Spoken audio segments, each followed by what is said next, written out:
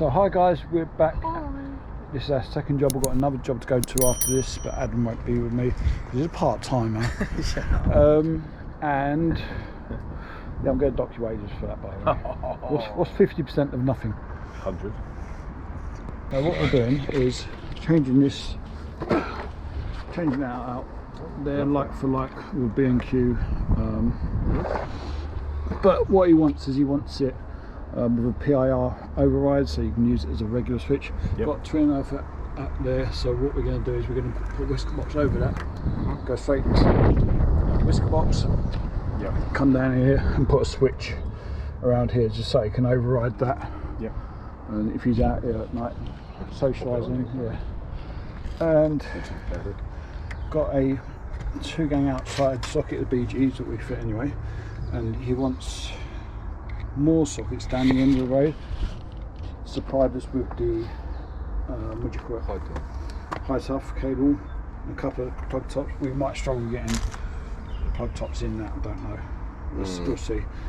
So that's going to go trailing all the way along. You don't want it clipped, you just want it Just trailing. Trailing, yeah, because he's going to replace the fence at some time. Okay, yeah. You see the fences bit. Yeah. He'll take it afterwards. Anyway, that's coming down there. Lovely garden. We've got a day for lovely gardens, haven't we, mate? Oh, look, mate, beautiful, lovely garden. So this he wants a 2-gang socket there, and that's just going to be run from a plug top because he wants it smart controlled up there. 1-gang outdoor socket there. Again, not actually no, he wants that one fixed. And then it comes to the back of the garden. Some lovely twist out there. This whole bit of tin in it, Oh yeah, twist and shout. They've watching that video. I know, twist and shout. Yeah. Always twist your CPCs. Or just the whole lot. Yeah, save time. So we're changing this one out. Let's add it. That goes straight through the wall and straight into a whisker box the other side. So that saves a lot of work. Yep. Adam, I'll leave you to it. Alright, thanks mate. See you. I'm going down to test my new cup. Right, finally done this job. So what we've done is that's our light. It's operated by a light switch there. Wired it similar to like a ceiling rods, if you imagine. And so you've got power coming in, a line coming in, a line going down to the switch. As you know, you have to do that by regulations. And then switch return into the light fitting, and then a return neutral to the neutral from the house. And that provides an override. So that's it on. If you want it to stay on, what you do is you do this. Double click, and that will stay on until you turn it off. Similar to the Collingwood light fittings that we use, but this is customer supplied. So the other sockets down the end of the garden are running from this outdoor socket, and it's literally just an extension, if you like, running down the back. Customer didn't want it clipped because you're replacing the fence at some point, so there's no point in clipping it, and then I'm clipping it. So customer's happy to do that. Left plenty of slack. We tested this one yesterday, it's fine. We're going to test this one, done dead test, RCD tests, little polarity and all that. We're going to check the ZS. It's a question for you. Is there any requirement for, ignore that come with it missing. I'm going to see if I can find one on the van to fit that in. One was down here. Yeah, so here's a question for you. Is there any requirement to complete certification or testing for this? And don't forget, the other end is on a plug top right down the other end of the garden. So in effect it's just an extension lead, isn't it? So is there any reason to certify it? Minor works or whatever you want to do. I'll leave you to comment on that. I will test it and certify it anyway, but is there a need to? So just going to get a ZS even, get it right in a minute. Oh, it's not working. There we go. Get your leads in, it might work. 0.89. Happy with that? Need to check that because that's a bit close. I think it's 1.1. Yeah, so because of the long run, it's quite high. Whereas at the other end, it's a bit lower. So yeah, I think it's 1.1, but we'll check it before I go. I don't know if you guys have a problem with this. I have a problem remembering figures, so things like that I might check out. Luckily, when I went on my 2391 course, they gave us a nice little printout thing, A4 size with all his ZS's on there. So I'll just go have a look at that. If he's all good, I'll be gone. Next job is cooker install. I won't film that. One after it, I might film that. It's a bit interesting. It's fault finding on downlights for a new property. Right, so now we're at the final job of the day. It's the second day of filming. Yesterday we done the lights and finished them off today. So I'm going to do this as I'm with you. I've not turned the light on, but basically there's a problem with some of these lights. They're not working. Can do something for you learners to sort of have a think. What do you think the problem could be? So let's go through it. So we've got a 3-gang light switch. Don't know what the lights are. I'd imagine that one does that. Yep. So we've got light at least. But the middle one does them. Obviously there's 3 not working there. And the right hand switch does under counter lights. One of them's working, one of them's not. Don't know what problem could be with that, but yeah. So this is what the customers reported, is that 3 of these downlights are not working. What you do when you go to a job, you have a sort of an idea of what you think the problem could be. So I wonder if you apprentices or new into the game can have a think what you think the problem will be. I reckon there's a good chance that there's a loose connection come out and they've just daisy chained them from one to the other. I've not touched these, I've not taken them out, so you're going to be on a journey with me. You're going to see what problem it is. They look like Collingwood H2s. Oh no, the hole's too small. Oh, what's this? Integral AD. Don't know what these are, but they're tight. Wow, they're tight. Cool. They're going off. They're really tight. So he's light fitting down.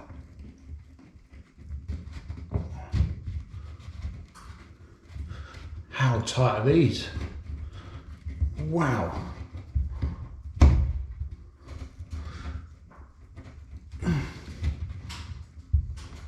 God, how tight. I'm gonna hurt my fingers. Wow. How tight was that? So, right. So we're on driver, LED driver. Good way to work out is use your volt stick. So there's no power there, that's not getting any power. So you'd think there'll be a problem at the previous light. Possibly one of these that are working. Pull this one down. Wow, damaging the ceiling, wow.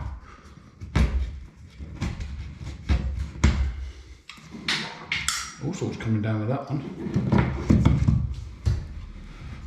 LED driver, so we've got light here. It doesn't mean we've got light going to the next one. Got 2 cables, one should be a feed in, one should be a feed out. So that's good. That's good. So we know that one is okay.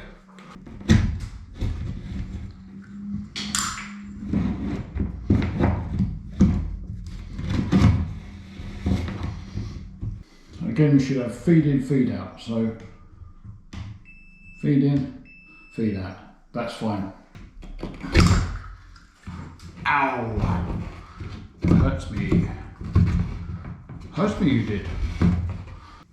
Feed in, feed out, so good, good. Interesting. Oh, wow. Oh, look at that. See, that's not, see that? Some sort of dodgy fit in there. Oh, I just done a Bundy. Ouch. Feed in, feed out. So it makes a difference when I jiggle it about a bit.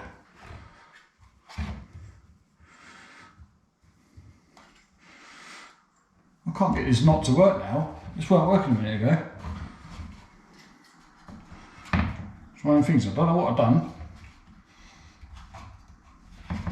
Seems to have fixed it. Ah, if you can see there, this could be a good indicator. See the second line on the left? That's not in quite right. I reckon that's our problem. So let's isolate it, put it in, see if the rest of the lights work. Put that in right now, you can see, no copy showing. Let's do a tug test. Awkward with one hand. Yeah, I reckon that was our problem. And we now have still 2 lights not working. So we're getting there. This looks like, so you've got only 1 cable here, so there's a good chance that will be end of radial. Oh God, have we ever done these lights?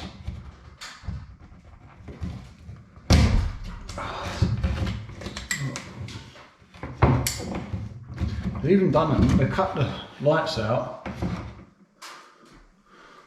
with a jab saw, it looks like. Jab saw or... So right, line in, line out again.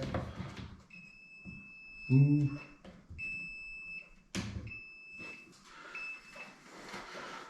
So we'll check this one. Oh, look.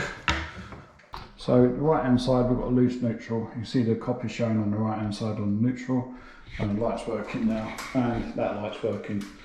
So I'll go through how we work that out. But let's cut it out, cut the power off and return it that. So now we should have all the lights working. As you can see, all working again now. Should we leave them like that? Be quite a good little feature. So what it is, what they've probably done, this is probably the first one. You come from a light switch. Don't know what switching arrangement it is, but probably switching to light, not switching to light, feed to light. So be feed coming in, going to the first one, possibly this one, be feed daisy chain there, and then to there, there's the middle, and that one, and then that one's going to be the last one. Easy to tell because only 1 cable going into it.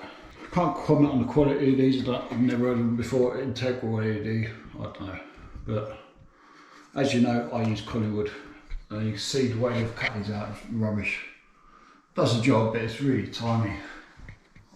You know, there's not much bezel on there, so you know you have to really squeeze it in. Right, let's get these downlights in, and we'll get out on our way.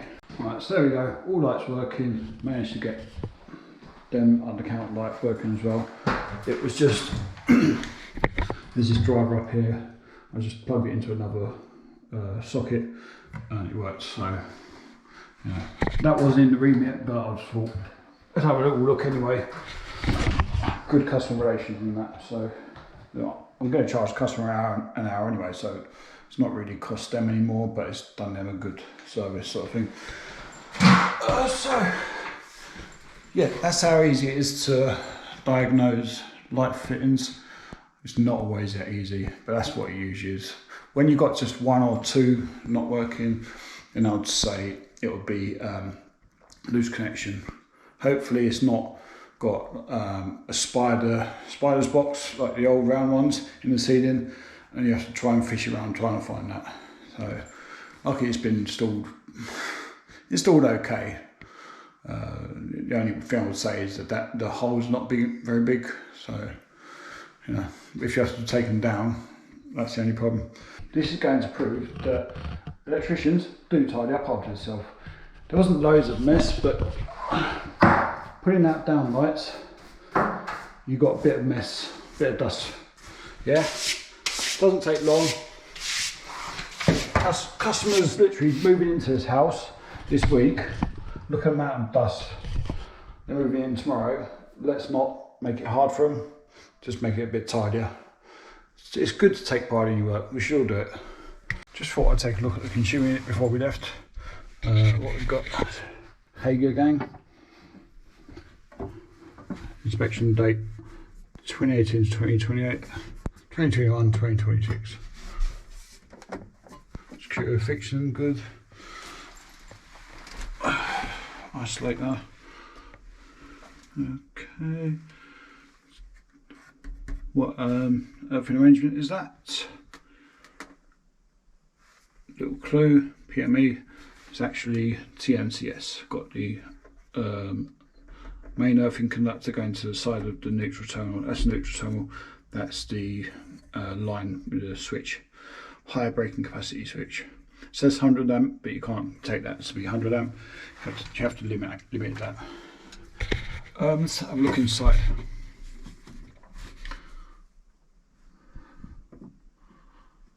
Not Hager's. It's brand new property. There's only one spare way. It's not great, but they've put in a time delayed RCD apparently. Is that time delayed? Type AC, which we don't fit nowadays, but why would you fit a time delayed RCD here? It's not a TT system. It's not going to another separate supply. That is the main board. So why would you put a time delayed RCD? Don't know. I won't. If I had time, I'd check the RCD settings, but it's not in my remit and it's got plenty of time on it. So somebody's certified it. So if you know why they've put a time delay RCD, let me know, because as I say, every day is a learning day. Also guys, I know I've said it before, but grab a pair of these what they call muck guards. Brilliant. Saves you getting footprints all throughout the house. There's like a carpet, white carpet. Stick these over your boots. Happy customer. Happy customer, happy life. Happy life, happy wife. So I let curiosity get the best of me, better of me, and I thought, I wonder what the trip times are on the RCD.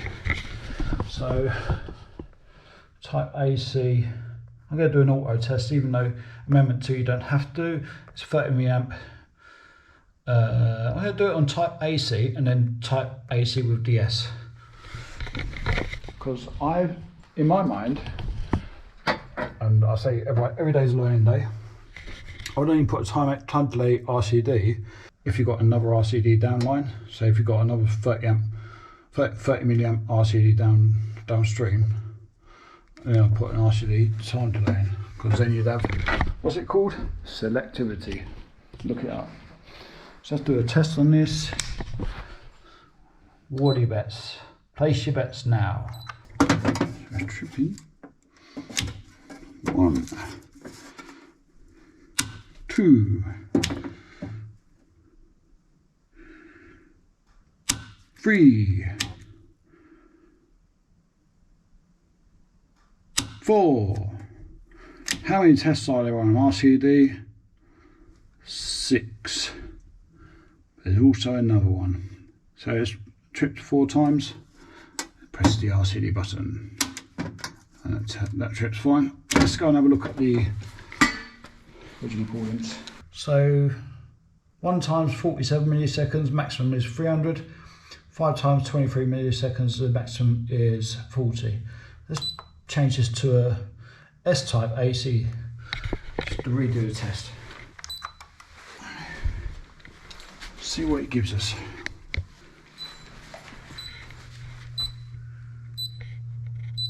Oh, it counts down.